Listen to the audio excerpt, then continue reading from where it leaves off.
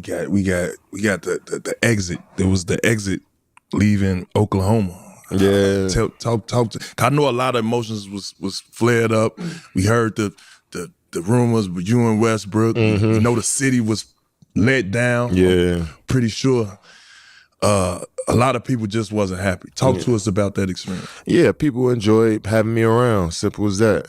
You know what I'm saying? They love having me around OKC. So me just leaving just like that when we were close to getting to the finals, yeah, I understood why people was pissed off, but I couldn't make a decision based off of what other people wanted to do. Right. I felt like around that time it's not one reason why you make a big decision like that. I feel like there's a lot of different factors into why I wanted to leave OKC, and majority of it is I wanted a new experience. I wanted to play a different way, a different style. I wanted to live in a different city, experience a different life in a different city. That's all I knew was OKC.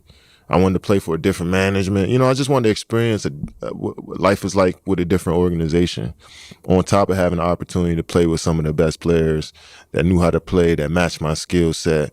So everything in line, I feel like you've seen that in the results that we had when we stepped on the court. We didn't play basketball as just that, the Warriors. We didn't play ball as like we were just flat out bigger, better, bigger, stronger, faster than you. We played together. We actually played real team basketball for us to win. We made shots, you know what I'm saying? We could shoot the ball efficiently. So it worked out perfectly. And I think it was just the perfect move in order for me to expand my game, you know, kind of widen my lens on what this whole thing is about, you know what I mean? So I'm grateful I was able to get that chance. And when we played, y'all, just tell us how hard it was to have that same focus going into that second one, because y'all won the second one back to back. Yeah, we almost lost that second one too. It's tough, you know, because we were 16-1 that playoff run that first year, and you expecting that, and the next year we coming in like, you know, we know we're the best team. We got another year, a whole year experience, which is gonna make us better. So we cruised through that season a little bit. A couple guys was injured here and there, but we bounced back from that. We was building up, and then that Houston series, I think they just did a good job of taking us out of all our actions. We went 7 with them, and then we was down 3-2. 3-2, I remember that. That's when they had Chris Paul, right? CP got hurt. Yeah, he got hurt. Game 5, at the end of Game 5, and they had a good chance to beat us, but they switched everything. They switched everything hard. We couldn't get none of our actions going for the easy threes for Steph or Clay. You know, they were just tough. And a lot of our stuff had to come in transition, random, and a lot of ISO work because they were switching all our pin downs, the split screens and all that. So they put us in a bind, but I think that opened up just another dynamic of our team. All right, what we gonna do when teams start doing all this top locking, switching, throwing in the gimmicks? So we started playing a little bit more ISO, throw me the ball in the post a little bit more. I got to score against defense. Let me initiate a little bit more. Steph got to play a little bit more one-on-one more. So that expanded our team and made us better. And then once we got to that finals, we was able to sweep the Cavs. But I think that Houston series really was the finals for us. Yeah, sometimes I need till this day. So I just want to know your process in getting back, and what was your mindset through that day? Yeah, so I swear I didn't think I would tear my Achilles that night. You know, like I had played 3-on-3 with the guys like the day before, and I felt solid. I was moving around, dunking, shooting the ball well. So I'm like, I felt good. So I went to the game just as a normal game, you know what I mean? And then I tried to make a routine move, and as soon as I pushed off that left, all I heard was a spap. And it was loud in there, so it was like crazy that I could hear, you know what I'm saying? That shit popped, and right when it did, I'm like, damn, I knew exactly what it was. I was nervous because, you know, you hear about that injury, you hear that's career ender. You know, like you're never gonna be the same, or you're done. You know what I'm saying? And I was about to be a free agent too, and I'm only 31. You know what I'm saying? I'm like, this ain't about to be the end, nah.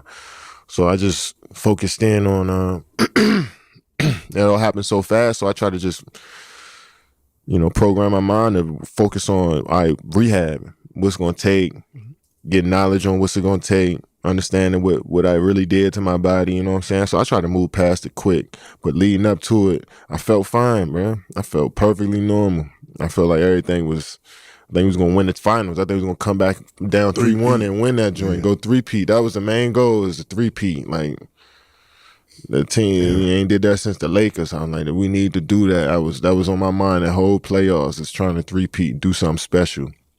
And we had a great chance. And I think right before that night, I was like, we're going to come back from down 3-1 and get this 3-peat. But shit happens.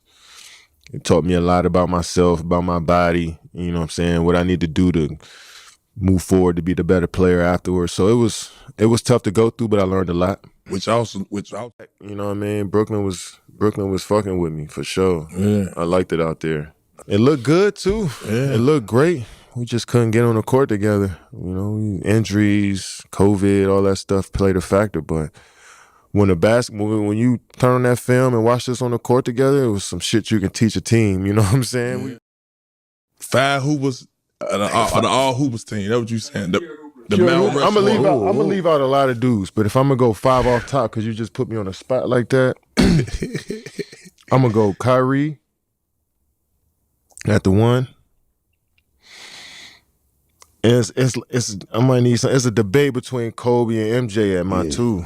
And I know you from Chicago, you might not want to hear that MJ Kobe. I'm confused right now. But pureness, Kobe can. Yeah, he gets that 3 ball. He can handle. He got the wiggle, and he can do all the technical stuff that MJ can do. So it's a toss up. I'm gonna go Kobe at my 2. I dig that. I'm gonna go Melo at my 3. No, I'm gonna go T-Mac. I'm gonna go T-Mac. I'm gonna go T-Mac at my 3. T-Mac. T-Mac at my 3. I'm gonna have to play 4 since it's my team. Then I'm gonna go KG at the 5. Ooh. Yeah. I think KG underrated, man. KG too underrated, man. Yeah. He underrated. Take over USA. But we beat Serbia 3 times this summer. Yeah. You know what I'm saying? So like one game, they gonna get a game where they look solid. You know what I'm saying? Like France has never. France beat us one time. They did beat us last year, but we beat them for the gold. Yeah. Last Olympics too. You know what I'm saying? We beat them twice for the gold. Yeah, it's gonna be some players like Victor and Jokic and Giannis. I wouldn't put Shea in there because he's down there. They next door in Canada. They ain't in Europe. Those 3. If you're gonna look at 3 players and say they caught up to the rest of Americans when we had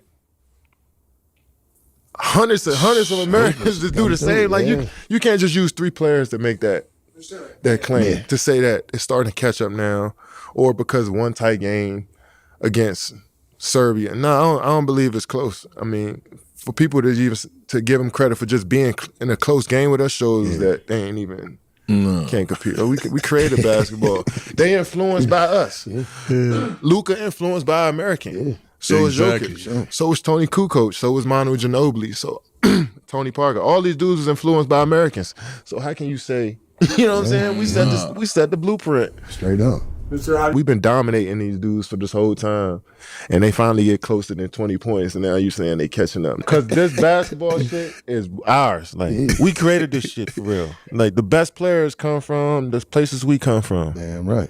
You know what I'm saying? Like, we set the standard on what being great in basketball is. So a lot of these dudes around that time, cause I thought he was the best player in the league around that time. I thought he could play point. I thought he was shooting 3. I thought he could do it all. Everything.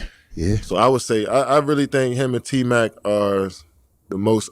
That's why I put them on my 5. Yeah. I feel like they're the most underrated players in the history of the game. For the simple fact they didn't like win on that level as like a Kobe or a Tim Duncan, but technical skill and one-on-one. If you just look at the players, and it's hard. Too. And defensively, they all can guard.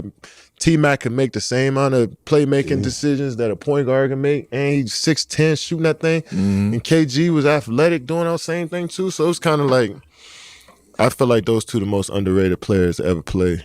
I think he was a perfect player. Him and T-Mac.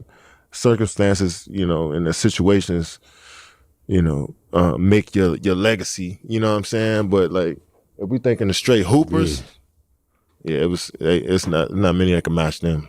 Yo, Kev, we got